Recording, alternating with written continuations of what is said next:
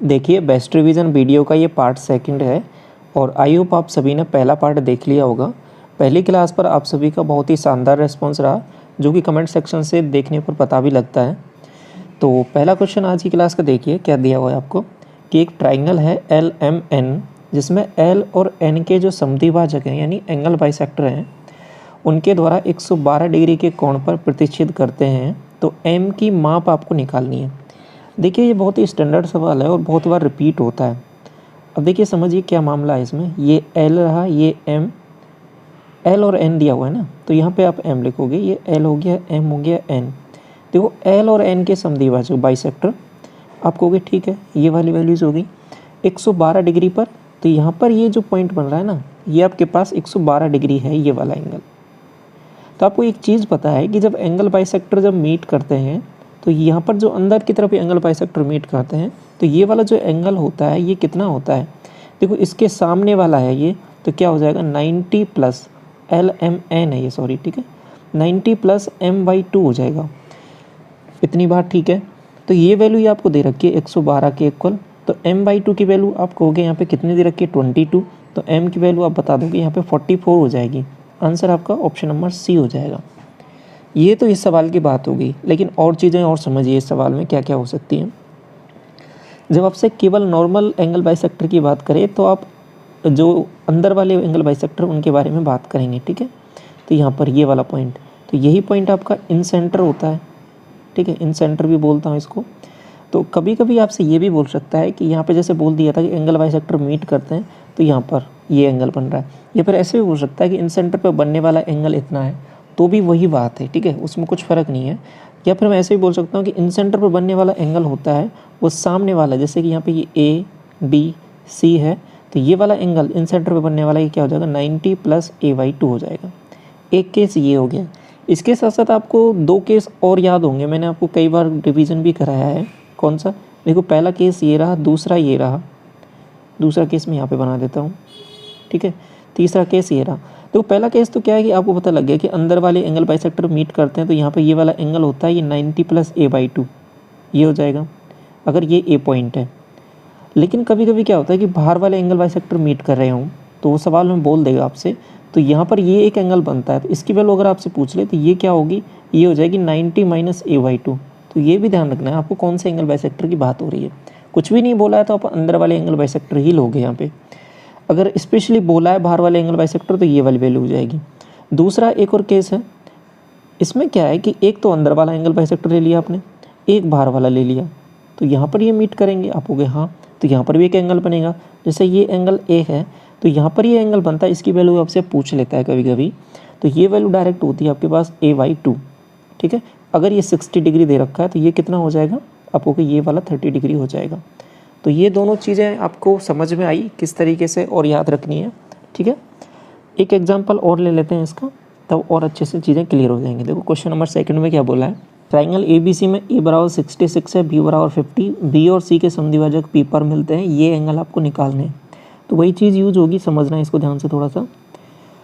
आपको ये बोल दिया है A है, ये B है, ये C है, B और C के एंगल बाइसेक्टर मीट करते हैं, आपको कि ये वाला जो पॉइंट है वो इन सेंटर वाला हो गया, ठीक है, इन सेंटर हो गया ये वाला। तो ये P पॉइंट है, P पर एंगल बनने वाला आप बता सकते हो BPC कितना होगा, आप कहोगे 90 प्लस A/2, ये वाला 90 प्लस A/2 मतलब 66 डिवाइड बाई 2, आप कहोगे 33, कितना हो जाएगा 123। तो ये वाला एंगल तो आ गया आपके पास। अब PCA चाहिए ये वाला, आप कहोगे पूरा एंगल C बता दो आप मुझे कितना होगा, आप कहोगे निकाल लेंगे, क्योंकि A पता है, B पता है। एक ट्राइंगल के तीनों एंगल 180 होता है, तो इसको माइनस कर दूंगा 180 में से, कितना हो रहा है ये, आप कहोगे 6 और 5 11, इतना माइनस कर देना है। आप कहोगे ठीक है, माइनस कर देते हैं, यहाँ से हो जाएगा 4, यहाँ 2, तो ये 6, 64। आपको चाहिए ये वाला हाफ, इसका PCA क्या हो जाएगा, क्योंकि ये इसका ही एंगल बाइसेक्टर है ना, तभी तो मीट कर रहे हैं यहाँ पर, तो इसका हाफ कर देना है, तो 32 आ जाएगा। तो 32 ये वाला आपको निकालना क्या है, दोनों का डिफरेंस आपने माइनस किया, आपको ये 91 आ रहा है, ऑप्शन नंबर B करेक्ट हो जाएगा। तो समझ में आया ये वाला किस तरीके से यूज करना है इसको। क्वेश्चन थर्ड देखिए, यदि 4 आदमी 6 लड़के किसी काम को 8 दिन में कर सकते हैं, 6 आदमी 4 लड़के उसी काम को 7 दिन में कर सकते हैं, तो ये कितने दिन में करेंगे। तो पहले इनकी एफिशिएंसी निकालनी पड़ेगी। सिंपल सी प्रोसेस क्या होती है, 4 आदमी 4m, 6 लड़के 6b, इसको मल्टीप्लाई करना है, कितने दिन में कर रहे हैं, 8 दिन में, बराबर 6 आदमी 6m प्लस 4b, और यहाँ पर दे रखा है आपके पास 7 दिन में कर रहे हैं क्या, हाँ। तो देखिए एक ही लाइन में इनकी एफिशिएंसी निकालनी रहती है, वो थोड़ा सा समझना है क्या करना है।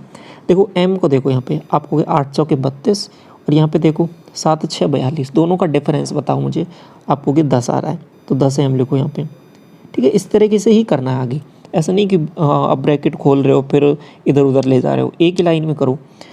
आगे मल्टीप्लाई करो, 8 6 48, और ये कितना हो रहा है, 7 चौके 28, 48 और 28 कितना हो जाएगा डिफरेंस, 20, तो 20b।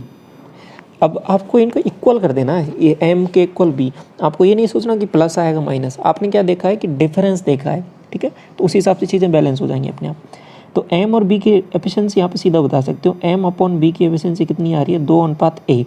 बस यही निकालना था, ये पता लग गया, अब कुछ भी नहीं है सवाल में। किसी में भी रख दो, इस वाले में रख दो या फिर इस वाले में रख दो, टोटल काम आ जाएगा, टोटल काम पता लग जाए फिर कुछ भी नहीं है सवाल में। अब क्योंकि ऊपर वाले में रख देते, तो 4 दूनी 8, 8 और 6 14, 14 × 8, ये आपके पास टोटल काम हो गया। इसको करना है 5 आदमी और 4 लड़के, 5 आदमी 5 दूना 10, और 4 आदमी और 10 और 4 14, ठीक है 14। तो 14 से इसको काटूंगा मैं तो कितनी बार कट जाएगा, ये 14 से 14 तो कट जाएगा, केवल और केवल 8 बचेगा। तो ये केवल 8 दिन में इसको हमको निपटा देंगे, ठीक है, पूरा कर देंगे। तो समझ में आ गया ना ये पूरा प्रोसीडर किस तरीके से किया। पहले एफिशिएंसी निकालनी है, फिर उसके बाद में टोटल काम। यही मैंने आपको जब इसको चैप्टर को कराया था तो मैंने यही चीज़ बताई थी, सबसे पहले इनकी एफिशिएंसी आपको पता लग जाए, m और b जो भी यहाँ पे दे रखे हैं, उसके बाद में टोटल काम निकालना रहता है, टोटल वर्क, फिर आप इसमें रख दो जो पूछा है आपसे, तो वो आपका निकल जाएगा यहाँ पे। क्लियर। क्वेश्चन नंबर 4 देखिए, चीनी के मूल्य में 20% की कमी करने पर सुधीर को 960 रुपये में 6 किलोग्राम अधिक चीनी मिलती है, तो चीनी का प्रति मूल्य घटा हुआ मूल्य आपको निकालना है। देखिए ऐसे सवालों का एक सिंपल सा तरीका मैं आपको बताता हूँ, कोई भी कन्फ्यूजन आगे से नहीं होगा, और बहुत रिपीट होते हैं ये सवाल। 20% की कमी करने पर, ठीक है, तो मैं क्या करता हूँ कि देखो एक जो मूल्य है उसको मान लेता हूँ। 20% होता क्या आपको कि 1/5 होता है, ठीक है। तो पहले मान लिया आपने 5x और बाद का मूल्य हो गया 4x, ठीक है। आपको निकालना क्या है, घटा हुआ मूल्य, मतलब 4x की वैल्यू निकालनी है। ये भी माइंड में रखना है कि क्या निकालना है। तो अब देखिए अब मैं रखता हूँ इसमें 960 रुपये है, ठीक है, 960 रुपये है। तो अब इसमें बोला है कि इतने की कमी करने पर 6 किलोग्राम चीनी अधिक खरीद सकता है। तो 960/4x माइनस 960/5x बराबर 6 किलो। ये बात समझ में आई आपको। देखो 960 रुपये है, इसमें मैंने ये जो 4x और 3x 5x है, ये क्या है, इनके मूल्य है प्रति केजी का, और इसको मैंने डिवाइड किया। जैसे कि कोई भी बात हो कि पूरा पैसा कितना है, उसको मैं किसी मूल्य से डिवाइड कर दूं, जैसे कि इसका मूल्य आता है मतलब 40 रुपये या 50 रुपये, जो भी, उससे डिवाइड कर दूंगा तो आपके पास कितना आ जाएगी, उसकी मात्रा आ जाएगी। यही तो बात बोली है यहाँ पे, तो वही चीज़ तो यहाँ पे मैंने लिखी है, बस उस चीज़ को लिख दिया है। ये लाइन कैसे लिखी है समझ में आ गया ना पूरा, ये देखा है यहाँ पे, और फिर जो सवाल बोल रहा है वैसे वैसे इसको लिख दिया। अब क्या करना है, एलसीएम ले लो इसका। एलसीएम मैंने ले लिया, 20x आ जाएगा, ठीक है, 20x डिवाइड किया इसको, आपको कि 4 का 5, तो ये 960 पहले कॉमन ले लो, ऐसा करो, फिर 5 - 4 बनेगा, तो यहाँ पे 1 बन जाएगा, ठीक है, देख पा रहे हो, 5 - 4, और ये आपके पास 6 हो जाएगा। अब मुझे बताओ आपको निकालना क्या है, 4x निकालना है क्या, आप कहोगे हाँ। तो यहाँ से क्या करो कि इस 20x में से 4x को इधर लेके चले जाओ। तो देखो मैं क्या कर रहा हूँ, 960/6, 6 को नीचे ले आया मैं, और यहाँ पे 5 को रहने दिया, और 4x को मैं इधर लेके चला गया। ये समझ में आया पूरा, इसी को मैंने इधर उधर कर दिया। अब सॉल्व कर लो इसको, तो ये कितना हो जाएगा, 6 × 5 = 30, 30, तो 0 से 0 और 3 से ये 32, यही आपको निकालना था 4x की वैल्यू। तो आपने डायरेक्ट बता दिया। ऐसे ही आपसे ये सवाल पूछे जाते हैं।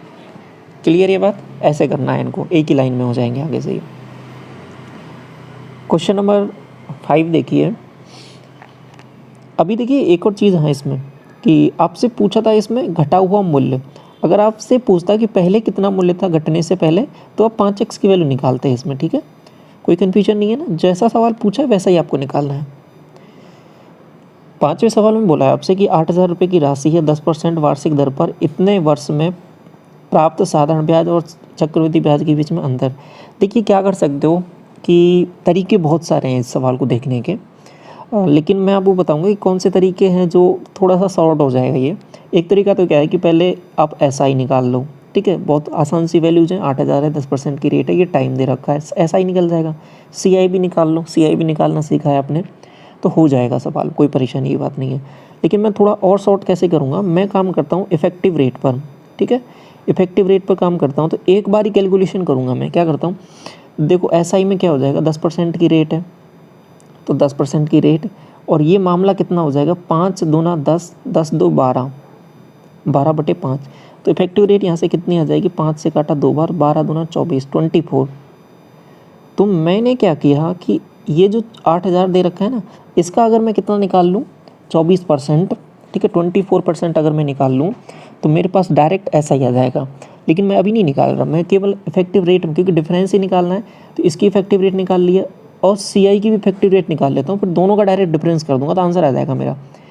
तो अब CI के केस में क्या हो जाएगा, देखो पहले 10%, दूसरी साल भी 10%, लेकिन तीसरी साल में 2/5 है, पूरा नहीं लेना है आपको। तो 10% का 2/5, तो ये क्या मामला हो जाएगा, 5 दूनी 10, 4। तो तीसरी साल जो रेट है ना वो आपके पास 4% की है, ठीक है, 10, 10 और 4। अब इनकी इफेक्टिव रेट निकाल लो आप।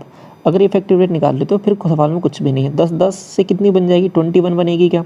अब 21 को मर्ज कर लो 4 के साथ, अब 2 रेट आ गई आपके पास, 21 और 4, 21 + 4 25 प्लस, रूल पता है ना, percentage A + B, AB rule, ठीक है, AB/100, तो वही रेट फॉर्मूला लगा रहा हूँ मैं, AB रूल वाला, ठीक है। तो आपने इसको मर्ज किया, 25 ये हो गया और 21 चौके 84/100 हो जाएगा। तो 25.84 ये वैल्यू बन गई इफेक्टिव रेट इसकी, 10 10 4 से 25.84, ठीक है। अब देखिए डिफरेंस निकालना है तो मैंने इफेक्टिव रेट का ही डिफरेंस निकाल लिया, तो आपके पास डायरेक्ट उसको प्रिंसिपल से मल्टीप्लाई करके निकाल लूँगा। तो आंसर क्या आएगा, 1.84 है, ये डिफरेंस आ गया, रेट का आया ये। तो इसको 8,000 के साथ मैं सॉल्व कर लूँगा बटे 100, 2 0 से 2 0। अब सॉल्व कर लो इसको, एक पॉइंट हट जाएगा, तो पहले मल्टीप्लाई कर लो, 8 चौके 32 और 18 × 144 और 147 आएगा क्या, 147.2 आ जाएगा, क्योंकि एक पॉइंट और लग जाएगा। तो ये ऑप्शन कौन सा दे रखा है, ऑप्शन नंबर D में। तो समझ में आया, तरीके बहुत सारे, किससे आप सोचते हो ये डिपेंड करता है। क्वेश्चन 6 बोल रहा है आपसे, एक कक्षा के अंग्रेजी के परिणाम फल तैयार करते समय एक छात्र के 57 के स्थान पर 95 दर्ज कर दिया, जिससे परिणाम स्वरूप औसत अंक में इतने की वृद्धि हो गई, तो कक्षा में कितने विद्यार्थी थे। देखो ऐसे सवालों में क्या करना रहता है, इन दोनों का डिफरेंस बताओ आप मुझे कि ये गलती हुई है तो क्या, किस तरीके से हुआ है। इंक्रीज़ हुआ है तो आपने क्या किया कि कम वैल्यू थी उसकी जगह ज़्यादा लिखा है, कितना ज़्यादा लिख दिया, आप कहोगे इतना ज़्यादा लिख दिया, 95 में से 57 माइनस कर दो, आपने कहा ठीक है माइनस कर देते हैं, माइनस किया, 15 में से 7 गया तो आप कहोगे 8 बच रहा है, यहाँ से हो जाएगा 6 तो 3 बच रहा है, 38, ठीक है। 38 की बेसिकली आपने वृद्धि कर दी है, और ये जो 38 की वृद्धि है यही कहीं ना कहीं जो कितने लोग हैं, मैं कहता हूँ कक्षा में मान लो n विद्यार्थी थे, इन लोगों में बट गई है ये, और ये टोटल इसमें कन्वर्ट हो गई किसमें, 0.95 में, इतने की, क्योंकि यही जो वृद्धि है इसको मैंने सभी लोगों में बांट दिया, n लोगों में बांट दिया और ये इधर बदल गई है। n मुझे निकालना है तो n को इधर लेके जाऊँ, 0.95 को इधर लेके आ जाऊँ, ये बिल्कुल समझा है आपको। बाकी और एग्जाम में और थोड़ा फास्ट करोगे आप, 38 से डायरेक्ट 0.95 को डिवाइड करोगे तो 38 है, तो 38 है, 38 को डिवाइड किया 0.95 से, तो 95 पॉइंट हटाया तो ऊपर 2 0, ठीक है, ये n की वैल्यू आ जाएगी। 19 से काटोगे, 19 से 5 बार कट जाएगा, 19 से 2 बार कट जाएगा, ठीक है, 5 से भी कट जाएगा ये 20 बार, तो 20 दूना 40, तो 40 आपके पास वैल्यू आ जाएगी। ये कक्षा में टोटल स्टूडेंट है। Is it clear. क्वेश्चन 7 बोल रहा है कि इसकी वैल्यू आपको निकालनी है ABC की। तो पहले देखो ये वाली इक्वेशन दे रखी है, इसमें कंपेयर करना है ABC वैल्यूज़ को। थोड़ा अच्छा सवाल पूछा है, इसमें क्या करना है, देखो इस बार मर्ज करके दिया x + y को और इसको आपको, ठीक है कोई बात नहीं, हमने एक फॉर्मूला पढ़ा था कि A³ - B³ ये जो होता है आपके पास होता है A - B, फॉर्मूला एक बार ही लिखूँगा, समझ लो इसको ध्यान से, A² + AB + B², ये होता है। तो इससे कंपेयर करना है कहीं ना कहीं, यही सब चीज़ें हैं, तो इसको ही मैं, देखो ये पूरी टर्म है ना ये वाली, इसमें टर्म क्या है देखो, इसको मैं कैसे लिखूँगा, 2 इंटू एक्स प्लस वाई, ठीक है, और इसका क्यूब है ये। समझ गए बात पूरी, क्या मामला है ये? मैं लिख दूँ ऐसे इस तरीके से इसको, आप कहोगे ठीक है हाँ लिख दो, कोई दिक्कत नहीं है इसमें। तो अब देखिए क्या लिखता हूँ इसको मैं। आपने पहले इसको लिखा, इसको ओपन कर रहे हो आप, तो 2x प्लस 2y, और यहाँ पे जो वैल्यू है ना आपके पास, ये है बेसिकली 3x माइनस 3y। तो यहाँ पे इसको लिखोगे माइनस करके, 3x माइनस 3y था, तो 3x और माइनस माइनस प्लस हो जाएगा 3y, पहली टर्म ये बनेगी। अब देख लो यहाँ पे कंपेयर करके, 5y माइनस x ये बन गया। आपको ठीक है, ये तो यहाँ तक तो सही है, ऐसे ही लिखा गया है इसको। तो ये टर्म थी आपके पास 2x प्लस 2y, और दूसरी टर्म थी आपके पास 3x माइनस 3y। ये दो टर्म है, इनके बीच में कैलकुलेशन है। अब अंदर क्या करना है, इनको स्क्वायर करना है और इनको मल्टीप्लाई करके फिर लिखना है। ठीक है, लिख देते हैं, कोई दिक्कत नहीं है। क्या करता हूँ हमें, देखिए पहले स्क्वायर कीजिए इसको। स्क्वायर आपने किया तो ये तो बन जाएगा 4, ठीक है, पहले वाली इस वाली टर्म को स्क्वायर करना है 4, और इसकी वैल्यू बन जाएगी X square plus Y square plus 2xy, ठीक है। ऐसे ही दूसरी टर्म का स्क्वायर करोगे तो आपके पास बन जाएगा 9, ये बन जाएगा X square plus Y square minus 2xy, एक टर्म ये बन गई। नेक्स्ट जो टर्म बनेगी वो आपके पास क्या बन जाएगी, दोनों का मल्टीप्लाई, 2 इंटू 3 6 बन जाएगा, और ये X square minus Y square बन जाएगा। यहाँ तक ठीक है। अब इसको ओवरऑल में सॉल्व करता हूँ तो क्या बनेगा, देखो एक्स की कितनी टर्म बन रही है, 4 और 9 13, 13 और 6 कंपेयर कर रहे हैं ना, इसको हटा दूँ ऊपर से। तो देखो 4 और 9 13, 13 और 6 19, 19 एक्स स्क्वायर। इसके बाद में वाई की वैल्यू देख लो, 4 और 9 13, 13 माइनस 6 आप हो गए 7 वाई स्क्वायर। एंड फिर इसके बाद एक्स वाई की टर्म और देख लो आप हो गए 4 दूनी 8, 8 तो ये है, और 9 दूनी 18, ये माइनस का 18 है, ठीक है। तो ये प्लस की माइनस का 10 वाई बन जाएगा, 10 एक्स वाई आप हो गए, ठीक है। ये टर्म बन गई है। इसके बाद में ए बी सी से कंपेयर कर लो इनको। ए बी सी से जैसे ही मैंने इसको कंपेयर किया तो आप कह दोगे यहाँ पे कि ए की वैल्यू तो कितनी आ गई है, प्लस में 19 है क्या। बी की वैल्यू आप हो गए, बी की वैल्यू भी प्लस की 7 है। सी की वैल्यू जो है यहाँ पे प्लस में लिखा हुआ है ना, हाँ, तो सी की वैल्यू आपके पास आ जाएगी माइनस का 10, यहाँ तक ठीक है। लेकिन हमें वैल्यू जो निकालनी है ये निकालनी है, ए प्लस बी आपने कहा, इन दोनों को जोड़ा, ये आपके पास आ जाएगा 26 माइनस सी, माइनस माइनस प्लस हो जाएगा, तो ये 10। तो ये आंसर ओवरऑल आएगा आपके पास वो 36 आ जाएगा, ऑप्शन नंबर सी। तो लास्ट में टिक करते हैं, थोड़ा सा ध्यान रखना है आपको, ठीक है, समझ में आ गया। क्वेश्चन 8 बोल रहा है कि दो संख्याओं का एलसीएम उनके एचसीएफ का 56 टाइम्स है। उनका एचसीएफ और एलसीएम का योग इतना है, तो दोनों में से एक संख्या ये है तो दूसरी संख्या, देखो अभी कराएं ऐसे सवाल मैंने आपको नंबर सिस्टम में, तो क्या है इसमें, कुछ भी नहीं है। दो फॉर्मूले याद रखने हैं इसमें। तो क्या है कि देखो जो n1 इंटू n2 दो संख्याओं का मल्टीप्लाई ये होता है, रिवाइज करा देता हूँ कि एलसीएम इंटू एचसीएफ ये होता है, ठीक है। एक चीज़ तो ये हो गई। दूसरी चीज़ यहाँ पे जो बोली है ना आपके पास कि एचसीएफ को ही एक चीज़ बोल दी है यहाँ पे कि ये जो एलसीएम है ना आपका और ये एचसीएफ, अगर इसने आपने इसको x माना तो ये दूसरी वैल्यू हो जाएगी, ये 56x हो जाएगी, यहाँ तक ठीक है आपको कि हाँ।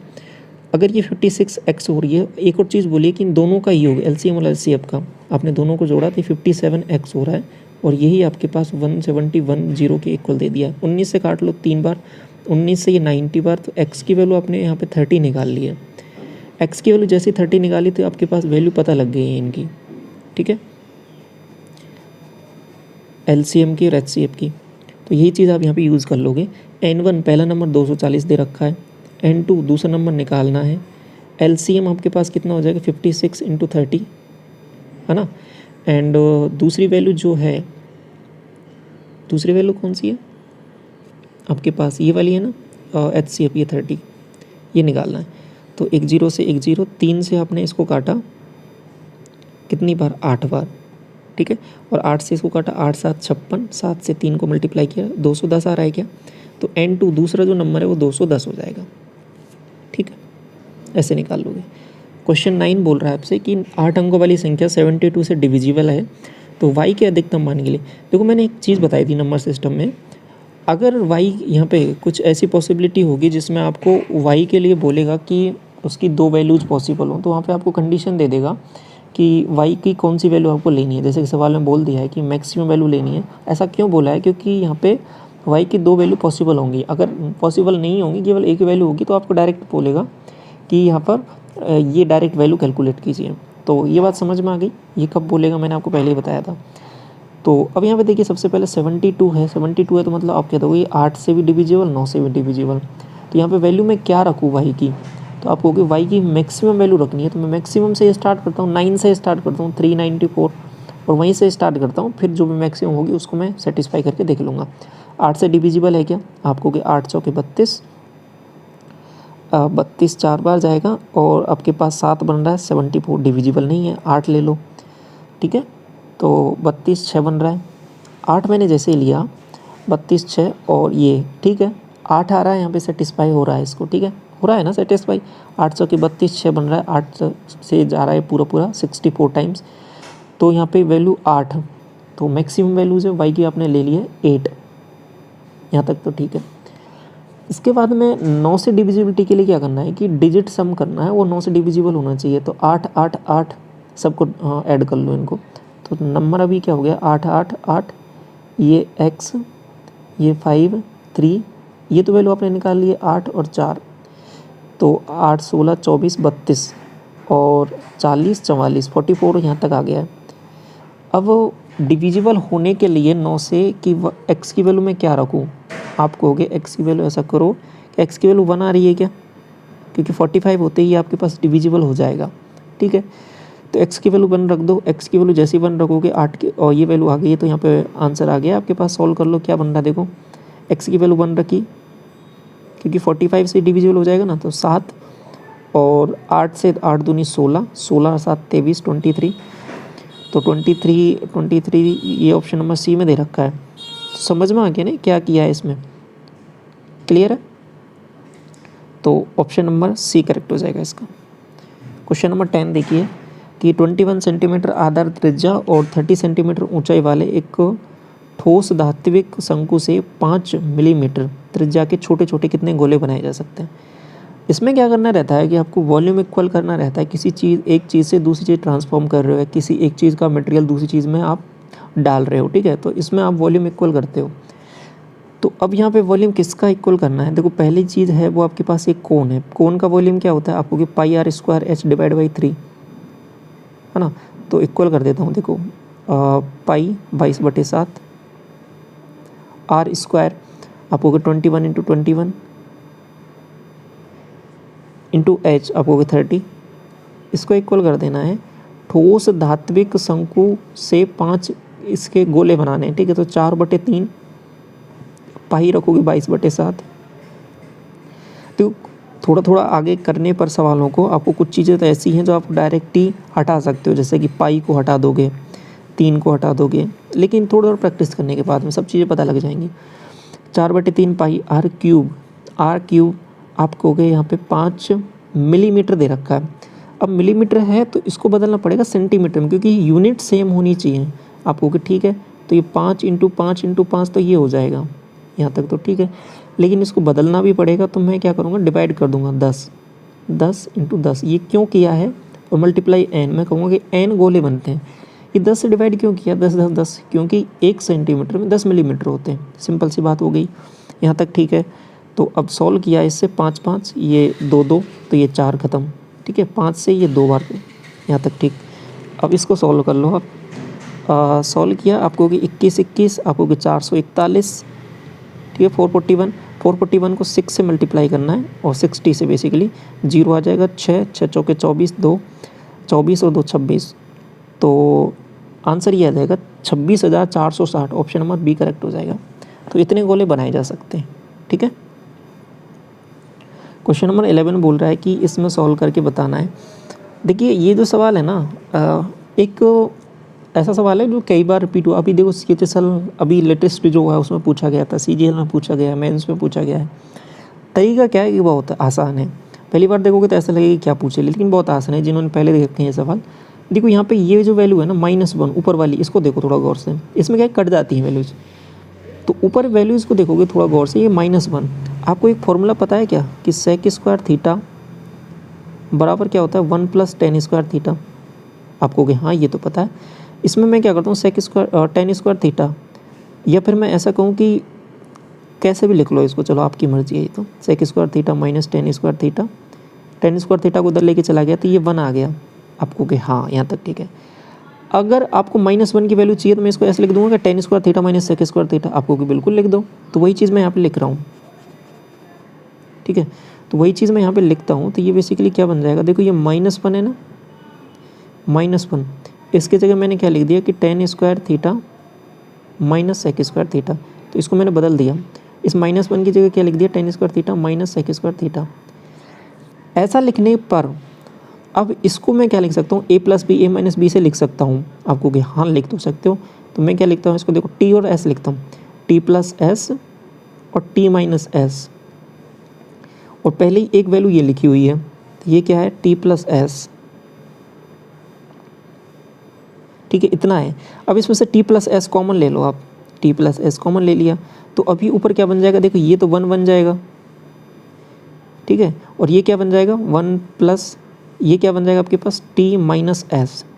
इसको गौर से देखो, ये नीचे यही ये बन रहा है आपके पास, देखो t -s +1, तो ये नीचे वाली वैल्यू से कट जाएगा और केवल आपके पास t + s बचेगा। तो ऊपर जो बच रहा है वो t + s का मतलब वही है ना tan थीटा + sec थीटा, ये बच रहा है। अब वही देख लो यहाँ पर कहाँ पे लिखा हुआ है, ये sec थीटा ये रहा, tan थीटा ये रहा, तो ऑप्शन नंबर सी में लिखा हुआ है, ठीक है। तो ऐसे डायरेक्ट टिक करके आप आगे बढ़ सकते हो। इसमें समझ में आया, इस 1 को देखना है इसमें। क्वेश्चन नंबर 12 देखिए, ABC एक व्यवसाय शुरू करते हैं, ए कुल पूंजी का इतना और B शेष पूंजी का इतना % और C शेष पूंजी निवेश करता है, ठीक है। तो वर्ष के अंत में इतना प्रॉफिट हुआ, तो A का हिस्सा। अब देखिए जो ये प्रॉफिट है या फिर जो लॉस है, ये जो बटता है वो आपके पास अमाउंट यानी पैसा कितना लगाया है और कितने टाइम के लिए लगाया है, इस पर डिपेंड करता है। किसी ने पैसा ज़्यादा लगाया है तो उसको ज़्यादा प्रॉफिट या लॉस होगा, टाइम के लिए ज़्यादा लगाया तो उस पर भी डिपेंड करता है। तो ओवरऑल इस पर डिपेंड करता है इन दोनों के मल्टीप्लाई पे। अब यहाँ पे देखो टाइम की बात नहीं हुई है तो टाइम को कंसिडर नहीं करेंगे, टाइम तो सबका इक्वल हो गया, लेकिन पैसा इन्वेस्टमेंट जो किया है इन्होंने अलग अलग किया, तो प्रॉफिट भी उसी हिसाब से बटेगा। तो कितना क्या किया है, देखो मैं कैलकुलेशन के लिए क्या करता हूँ, देखिए 33 से 1/3 आपको 1/3, 25% 1/4, तो दोनों का एलसीएम देख लो आपको कि 12। तो ऐसा करो कि कोई वैल्यू आप एज्यूम कर लो कि 12 टोटल था, उसका 1/3 आपको कि 1/3 कितना हो जाएगा इसका, आपको कि 4, तो ये 4 हो गई। शेष पूंजी कितनी बची है आपको कि शेष पूंजी तो 8 बची है, उसका 25% आपको कि 1/4, तो ये कितनी आ रही है आपको कि 2 यहाँ तक आ गया। ये ए का मामला हो गया, ये बी का मामला। नेक्स्ट किसका बचा, 4 2 6, तो 6 बचा हुआ है सी का, तो ये आपके पास बी का, ये सी का। अभी और सिंप्लीफाई करना चाहो इसको सिंप्लीफाई कर सकते हो, लेकिन कोई आवश्यकता भी नहीं है, इतना भी से भी सॉल्व हो जाएगा। वर्ष के अंत में इतना लाभ हुआ, ये 219 जो लाभ हुआ है ये कितनी यूनिट की वैल्यू, आपको कि 12 यूनिट की वैल्यू है। ए का हिस्सा आपको कि 4 यूनिट निकालना है, क्योंकि इसी हिसाब से बटेगा। 4 से काटा 3 बार, 3 से काट लो, 7 या 21 और 3 73 आ जाएगा, ऑप्शन नंबर सी, ठीक है। 13 में बोला है कि यदि रमन अपनी बाइक इतने की चाल से चलाता है और अपने कार्यालय में 5 मिनट की देरी से पहुंचता है, देखो इतनी की स्पीड है तो इतनी की देरी हो जाती है, स्पीड अभी बढ़ा दी है तो क्या कह रहा है कि 4 मिनट पहले पहुंच जाता है, तो अब जल्दी पहुंच गया। तो 27 किलोमीटर की चाल से अपने कार्यालय में पहुंचने में कितना टाइम लगेगा। तो अगर आपको डिस्टेंस पता लग जाए, ऐसे केस में क्या करते हैं हम डिस्टेंस कैलकुलेट करते हैं। मैंने केस बताए थे 2 वाले इस तरीके के।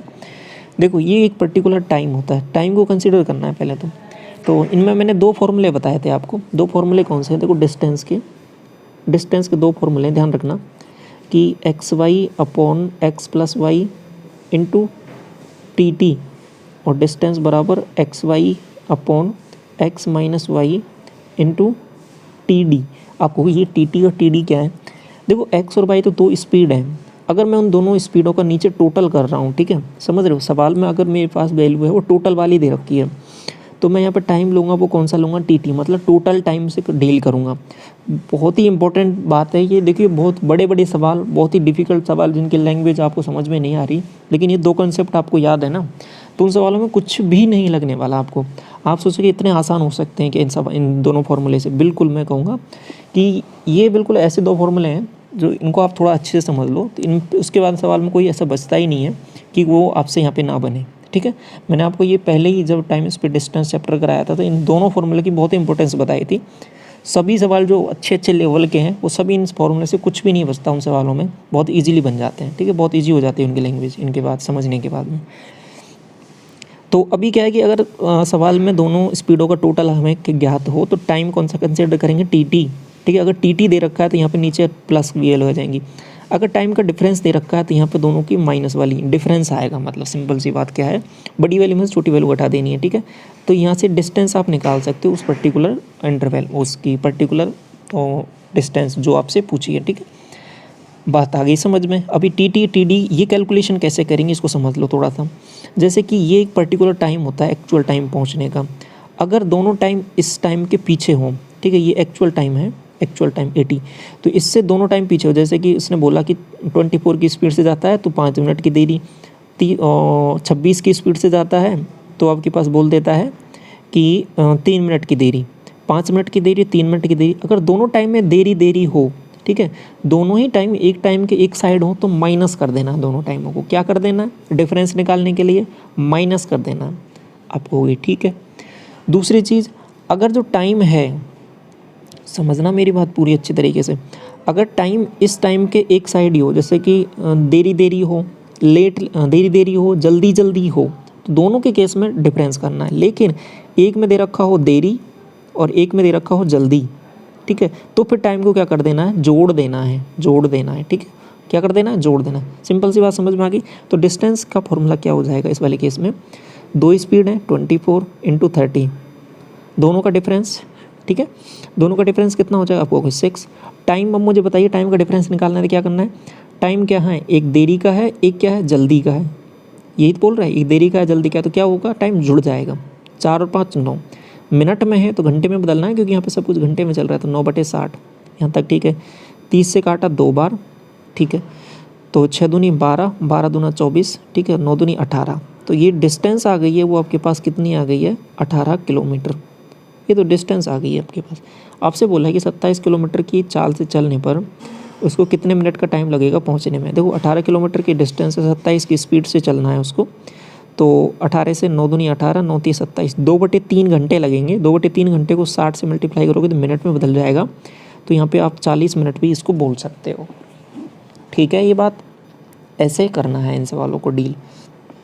14 में बोला है ये देखो, ट्रेन 72 से चलती है तो 15 मिनट की देरी से, और 90 से चलती है तो 5 मिनट की देरी से आती है। इस बार क्या बोला है कि देरी है दोनों में। तो समझ में आ गया क्या करना है, डिस्टेंस कैसे निकालूंगा मैं। देखो 72 90 बटे में दोनों का डिफरेंस आप हो गया 18, इधर भी देरी है, इधर भी देरी है, समझ रहे हो। तो क्या हो जाएगा, डिफरेंस आ जाएगा दोनों का। 15 - 5 आपको हो गया 10, 10/60, क्योंकि 60 से क्यों किया है, क्योंकि घंटे में बदलना है। आपने सॉल्व किया 0 से 0, ठीक है, 18 से काटा, 18 × 5 = 90, ठीक है, 6 से काटा, 12 × 6 = 72, 12 × 5 = 60, तो डिस्टेंस आ गई है 60 आपको हो गई। ठीक है, डिस्टेंस 60 निकाल ली हमने। आगे देखिए इस यात्रा को पूरे करने का सही समय क्या है। अब सही समय निकालना है तो सबसे पहले यहाँ पे चलो, इस वाले केस, किसी भी केस से चल सकते हो, इस वाले से या फिर नीचे वाले से। मैंने क्या किया, नीचे वाले केस से चलता हूँ, ऊपर वाले से, किसी से चलो आपकी मर्जी है। नीचे वाले से चला, जैसे 60 है, मैंने 90 से कवर किया है इसको, तो आपको अगर 90 से कवर किया तो टाइम कितना आएगा आपको, 6/9 या 2/3 आपको। ठीक है, 2/3 का मतलब अभी 40 मिनट निकाला था हमने, 40 मिनट मतलब 40 मिनट। तो ये बोल रहा है कि 5 मिनट, अगर 90 की स्पीड से चलता है ना तो 5 मिनट की देरी से आती है, 5 मिनट की देरी से आती है। इसका मतलब क्या हुआ, आप कहोगे कि अगर 40 से चलता है ये, जो स्पीड आई थी ना अभी 90 से चलता है तो 5 मिनट की देरी से आता है, तो एक्चुअल टाइम इसको पूरा करने का क्या हो जाएगा, 5 मिनट की देरी है, मतलब 5 मिनट इसको और कम लगाना है हमें। ठीक है, जब 40 मिनट टाइम आ रहा है तो इसका मतलब क्या है कि उसने 5 मिनट की देरी से लगाई है। ठीक है, मतलब 5 मिनट इसमें एक्स्ट्रा लिया है, तो एक्चुअल टाइम क्या रहेगा कि 35 मिनट रहेगा। तो 35 मिनट रहेगा तब जाके वो एक्चुअल टाइम पे पहुंच पाएगा, क्योंकि इसमें जब मैं 5 मिनट की और देरी करता हूँ तो 40 मिनट आता है। तो ऑप्शन नंबर आपका डी करेक्ट हो जाएगा। ठीक है, ये देखिए क्वेश्चन नंबर 15 और ये लास्ट सवाल है आज की क्लास का। ए और बी किसी पेड़ के एक तरफ, ये थोड़ा सा इसको करेक्ट कर लेना, एक साइड है, ठीक है, सेम डायरेक्शन में। दो बिंदु हैं जिनके बीच की दूरी है 50 मीटर। इन बिंदुओं से पेड़ की चोटी का उन्नयन कोण 30 डिग्री और 60 डिग्री है, ठीक है। तो इस वाले केस में 2 पॉइंट हैं यहाँ पर। तो सिंपल सी बात है, जब जैसे जैसे इससे दूर जाऊँगा तो एंगल छोटा होगा। ये आपको तुरंत समझ जाना है कौन सा एंगल छोटा 30 होगा, कौन सा 60 होगा। इनके बीच की दूरी है ना, ये डिस्टेंस ये 50 दे रखी है। तो आगे बोला है कि पेड़ की ऊंचाई का, अब मैंने क्या बोला कि इसको एच बोल दिया। एच बोला है, देखो 30 60 और 90। इस वाले केस में मैंने आपको पहले ही बता रखा है, रिवीजन करा देता हूँ। 30 60 और 90 ये स्टैंडर्ड ट्राइंगल है। इसमें साइडों का रेशियो रहेगा 1√3 और 2 रहता है। 45 45 90 दो ट्राइंगल होते हैं। इसमें 1/√2 का साइड का रेशियो रहता है, ठीक है। हमें कौन सा चाहिए यहाँ पे, 30 60 90 वाला। तो अब देखिए, यदि मैंने एच इसमें ये माना है 60 डिग्री के सामने वाला, तो ये वाली वैल्यू आ जाएगी वो h/√3 आ जाएगी, इतनी सी वैल्यू, ठीक है।